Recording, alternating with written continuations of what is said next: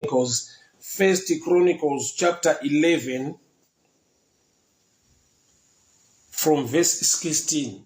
1 Chronicles chapter 11 from verse 16, and the Bible reads, David was then in the stronghold, and the garrison of the Philistines was then in Bethlehem. And David said with longing, "Oh, that someone would give me a drink of water from the well of Bethlehem, which is by the gate." So there were three. So the three broke through the camp of the Philistines, drew water from the well of Bethlehem, that was by the gate, and took it to David. I'll repeat again. David was in the stronghold, and the garrison of Philistines was then in Bethlehem. Uto revaFilistia ranga riri munzvimbo yeBethlehem. Nyangwe David anga ari mukutonga, but there was a place yanga yakabatwa nevaFilistia in Bethlehem. David ari mukutonga, he was in the stronghold, but the garrison, the soldiers, the Philistines were in charge. Kana tuwanga waita take over Bethlehem. David ari kutonga kumwe kweso, but pa Bethlehem pakagara masoja echiFilistia. Iye ndokubva ati ndiri kunzwa nyota zvakanyanya, ndinoshuvira kunwa mvura yetsime reBethlehem. Samson Chirume, you're welcome. God bless you. My Mugadza, how are you doing? May the good Lord bless you. Wakadiko, Cape Town, school. So David, nyota ya ainayo, anzi ndirikunzwa nyota, ndinoshuvira tadaenda wana mvura yeBethlehem. In that time, the Philistine garrison yanga yakazara, yakagara, yakavhara, yakabloka tsime reBethlehem. So he sent 3 men, vakaita broke through, vakagona kundotora mvura inowanika patsime reBethlehem. Zvorevei muupenyu hwedu nhasi. Pane nguva yekuti ukatarisa upenyu hwako, une zvizhinji zvawakawanirwa nyasha zvakaiswa muruoko rwako naMwari, asi kune chimwe chinhu chaunonzwira shungu, chaunonzwa mwoyo kubatikana. Hongu, you cannot complain, but still there is a place, there is something chaunoshuvira kuda kuachiva, chaunonzwa kuti zvimwe zvese hongu zvingangodaro zvavapo, but this thing. So vaFilistia vakabva vaenda kundogara paBethlehem. Bethlehem means house of bread, which means David nyangwe ari in charge, but bread was missing. Chingwa ndiani? Jesus are not, I'm the bread of life. So vaFilistia vakagara patsime repaBethlehem. David asiwa achitonga kumwe kweso, is in the stronghold. But there came a day yaanoti moyo wangu unoshuvira kunwa mvura yeBethlehem, which means mvura yeBethlehem imvura ine difference nedzimwe mvura dzese. Nokuti dai iri nyota iri ordinary aingoti ndipeiwo mvura ndinwe. But anoti ndiri kunzwa nyota, but nyota yangu ine choice, ndiri kushuvira kunwa mvura yetsime reBethlehem. So the Philistines vagara vakangorinda ipapo vakaga, kureva kuti vaitoziva kuti zvimwe zvese murege ainazvo, matsime ese ngaatore, zvimwe zvese ngaaite, but pano takadzika midzi, pano hafanirwi kuwana mvura ipano. Thank God he had 3 men who were mighty men. They went and broke through the Philistine garrison and brought and fetched the water and brought it to David. May God give you the 3 mighty men, the 3 angels. Mwari ngaakupe vatumwa vatatu vanoenda munyika yemweya, vanoenda pese pakabatwa mari dzako kuti dziuye muupenyu hwako, vanoenda pese pakavharirwa utano hwako kuti nyama yako iporese usimbiswe, vanoenda pese pakavharirwa maopportunities ako. You need just 3 men to break through. Tinofara kuti Jesu wedu wakafa, but on the 3rd day he rose up paari kumuka aine victory, which means you need the revelation resurrection. Pese pakavharirwa mari yako, wakaipa unoziva kuti ndichakutendera kuita zvimwe zvese nekuwana zvimwe zvese izvi. But pano ndo panogadzwa madhimoni ekuti but paishu yemarriage ndo pandakabata. Joy yako uchiwana kubva kune zvimwe zvese, pane a certain issue yaunoziva kuti iyi wakaipa akagara pawanano yangu, wakaipa akagara pamari dzangu, wakaipa akagara pautano hwangu. Ndingangodaro ndichifara ndichiselebrata zvimwe zvese, but there is an issue yekuti ndikafunga nezvayo inondirwadza, inondichemedza. Zvimwe zvese zvandinoshuvira nekutsvaga ndakazviwana, but there is an issue yekuti pane madhimoni akagara pachinhu chandinoshuvira zvikuru. So David unoti, nyota ndinayo, matsime ndinawo, I'm in the stronghold, but I desire the waters of Bethlehem. Moyo wangu unoshuvira mvura dze Bethlehem. Which means arikuti I'm missing the best yechinhu chandinoshuvira zvakanyanya. Zvimwe zvese zvingangodaro zvapo, zvimwe zvese zvakandikomberedza, Mwari vakanditendera vakandiwanira nyasha in certain areas, but still there's something chakablokwa, chakabatwa nemweya yetsvina, chandoda kuti nhasi Mwari vandipo 3 mighty men who can break through, 3 mighty angels that can break through, 3 mighty men that he can connect to me to get this breakthrough. May God release a third dimension blessing. Mwari ngaakupewo varume vatatu, 3 mighty men who can go and bring and fetch the water of Bethlehem. Zvaunoshuvira Mwari unozviziva. Mweya yetsvina yakasvika ikagara pazvinhu zvaunoshuvira, inonzi the best of your life, the real desire, the hunger in you. Unosvika pakuti zvimwe zvese zvinokufadza, zvinoitika zvakanaka, but panosara paine kabati kekuti asi in this area, in this dimension, something chakabata chikavhara nyaya. Father, in the mighty name of Jesus. Sir David Mwari akava nevarume veumhare vatatu vakaenda vakawana breakthrough. Father, this morning I pray for a third dimension blessing. Vana venyu vapeyo vatumwa vanoenda munyika dzemweya dzakavharwa, mabreakthrough nemabusiness nemaopportunities oupenyu hwavo. Mangwanani ano Baba, ndinotaura breakthrough in the mighty name of Jesus. Zvavanga vasingafungidzire kuti vangawana nekuda kwekuti kune vaFilistia vakagara ipapo.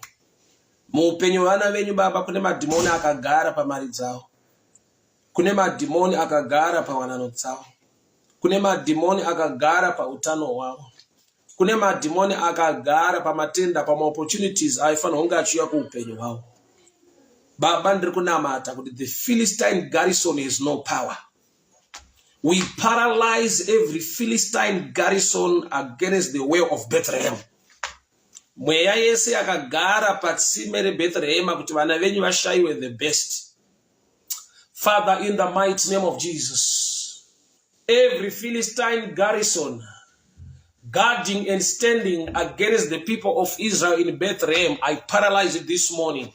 Every demonic garrison preventing your people to enjoy the greater blessing you've offered them. Father, in the mighty name of Jesus.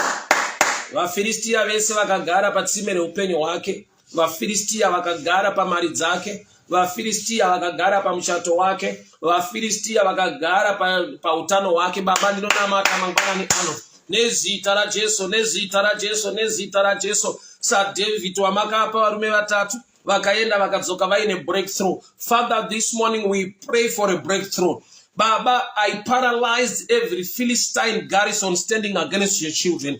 I paralyze every Philistine garrison standing against your people. Baba, mweya yetsvina yakagara sevaFilistia patsime reBethlehem nemumwe nemumwe ari pano.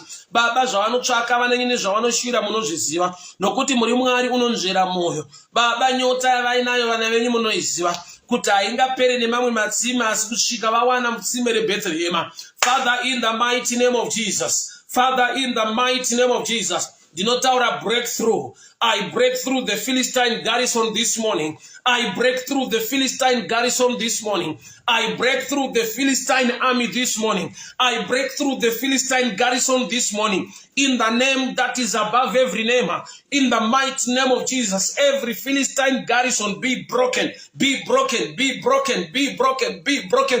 Baba ndinotaura breakthrough muupenyu vana venyu zvavanoshuvira zvavanotsvaka Mwari. Ndataura nyasha nekugoneswa nemi. Every Philistine garrison guiding against your people, every Philistine garrison vakagara Mwari pamusoro petsime rinoshuvirwa nevana venyu, ndinotaura muzita raJesu Kristu weNazareta, by the reason of the blood that was shed at Calvary, in the mighty name of Jesus Christ of Nazareth.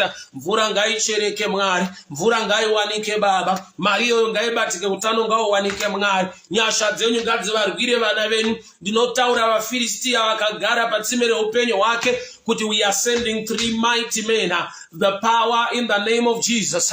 We are sending the 3 mighty men, the Father, the Son, and the Holy Spirit, in the name that is above every name, in the mighty name of Jesus Christ of Nazareth. Every Philistine garrison standing against your people, be broken, be broken, be broken, be broken, be broken, in the mighty name of Jesus, in the mighty name of Jesus, in the mighty name of Jesus, in the mighty name of Jesus. Every Philistine demons, every Philistine garrison guiding the wells of Bethlehem, we speak breakthrough this morning. Baba tinotaura simba rekukunda, Baba tinotaura breakthrough, success and favor. Baba pakagarwa pese nemweya yechina, pakarindirwa pese nemweya yechina, kuti vana venyu varegere kuchibata, varegere kuchiwana chavanoshuwira Baba. Mangwanani ano ndinotaura breakthrough. Samwari wakarangarira muranda wake David, akamupa varume vatatu vakaenda vakadzoka nemvura dzeBethlehem.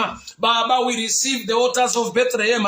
We receive the grace and the favor this morning. Ndinotaura breakthrough, breakthrough pamari yake, breakthrough pabasa rake, breakthrough pamba yake, breakthrough pa project yake. Nezita raJesu, nezita raJesu, nezita raJesu. VaFilistia vakagara pamatsime, ndinovarayira iko zvino. Ndinotaura moto wamweya mutsvene, simba redenga kubata kwenyu kunoshamisa. Every Philistine garrison, every Philistine army, we break through this morning by the power of the Holy Ghost. We break through this morning by the power of the Holy Ghost.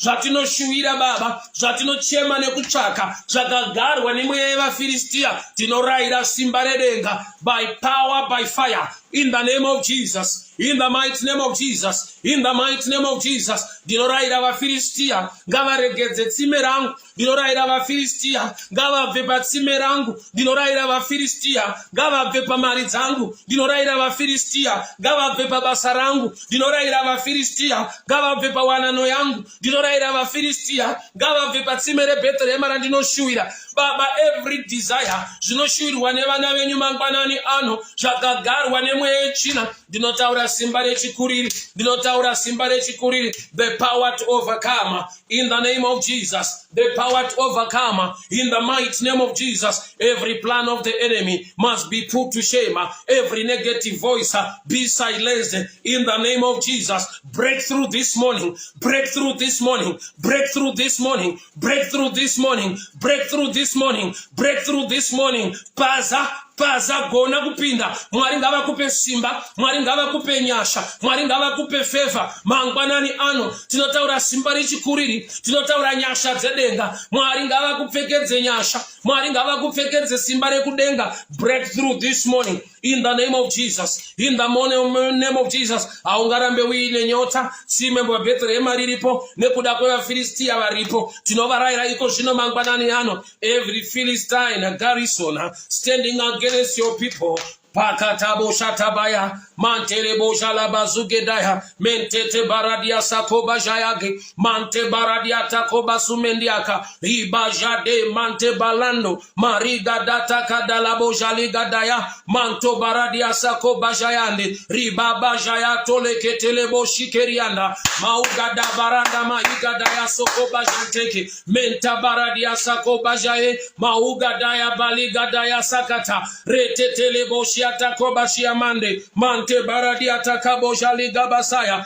menta barando lobo shiata teterakosa, mante baradia gagabajayando ribaza dege menta balado kobajiaga mautsataria mandele ketebo mente telebo shiatatala kosa mareba de kante baladiaga menta tabaradia sale kete baliga da kosa mautsataria mandele boshiatata menta barasola boshiata kobajayande miketa baladia takoba sumeria kamando makanaka kudzwai baba makanaka wongwai Jesu namatwa iremekedzwai mutsvene nokuti munotida nekutirwira munotichengeta nekutigonesa bhiri rerukudzo zviwe kwamuri wenyasha wakatendeka wakarurama Mwari wamasimba ose takupai bhiri nekukuremekedzai mangwanani ano ndinorayira vafiristia vose vakagara pamuchato vafiristia vose vakagara paproject vafiristia vose vakagara pamari dzake vafiristia vose vakagara pautano hwake tinorayira simba redenga nyasha dzenyu Mwari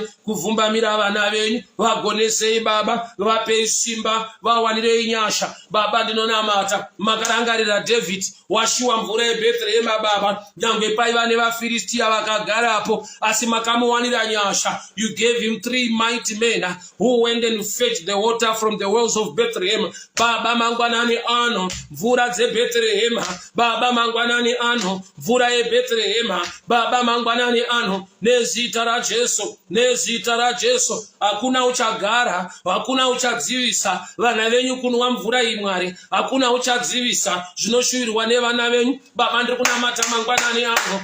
Every plan of the enemy be put to shame.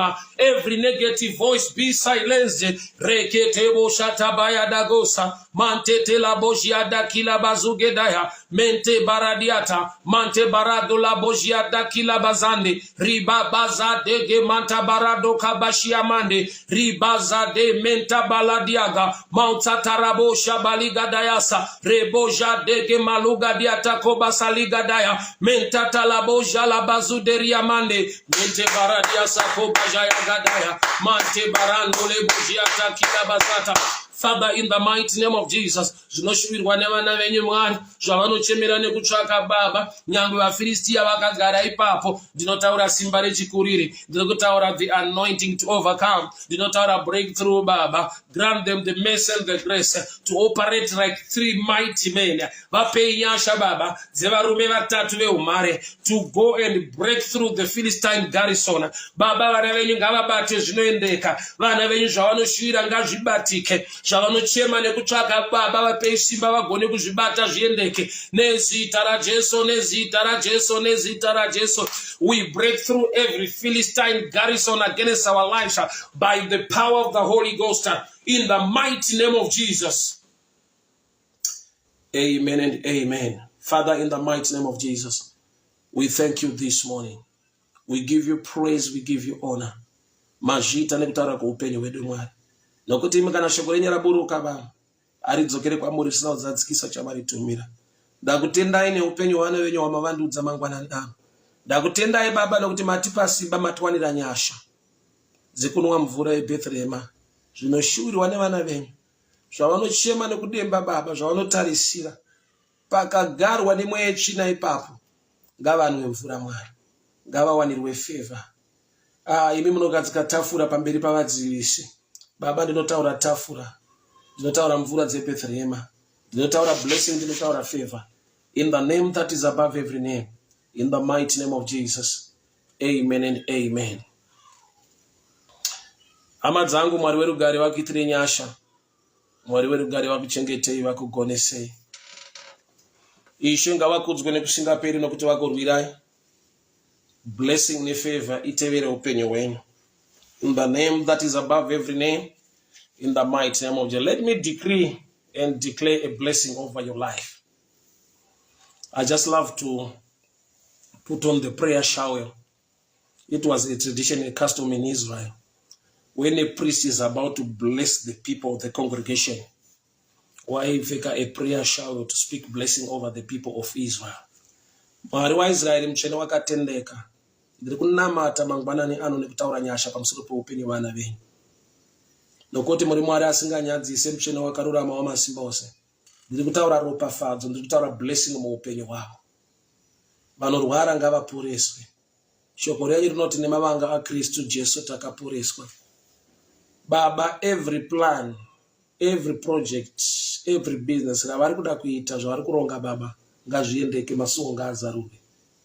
Mweya wokumukirwa nekurwiswa pamabasa, spirit of rejection, I rebuke it. Ndataura favor pamusoro peupenyu hwavo.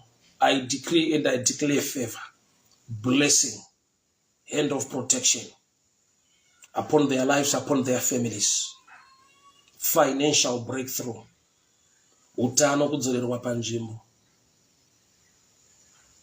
Mukati mewanano dzavo baba, I speak peace, I speak love, and I speak favor. In the mighty name of Jesus. Receive your blessing. Receive the favor of the Lord. May the good Lord protect you. May the good Lord favor you. Muzora nasangana one chinokushamisa. Chaunogona kupupura nekunongedzera kuti this is the grace of God. This is the hand of God.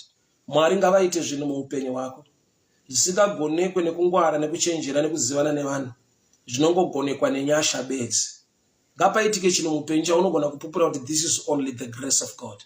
I decree and I declare blessing over your life. In the mighty name of Jesus. In the mighty name of Jesus. In the mighty name of Jesus. Receive healing. Utano ngaudzorerwe panzvimbo. In the mighty name of Jesus. Financial doors to be open. In the mighty name of Jesus. May the good Lord protect you. May the good Lord bless you. May the God of Israel, who neither sleeps nor slumber, bless you. Take care and take charge of your life. Ndinorayira simba rekudenga riwe pamusoro peupenyu hwako. Ugone kunwa mvura yeBethlehem. Nyangwe vaFilistia vanga varipo vakagara ipapo. Mwari vakawanira David nyasha. The same with you, for he is the same yesterday, today, and forever. May the God of Israel grant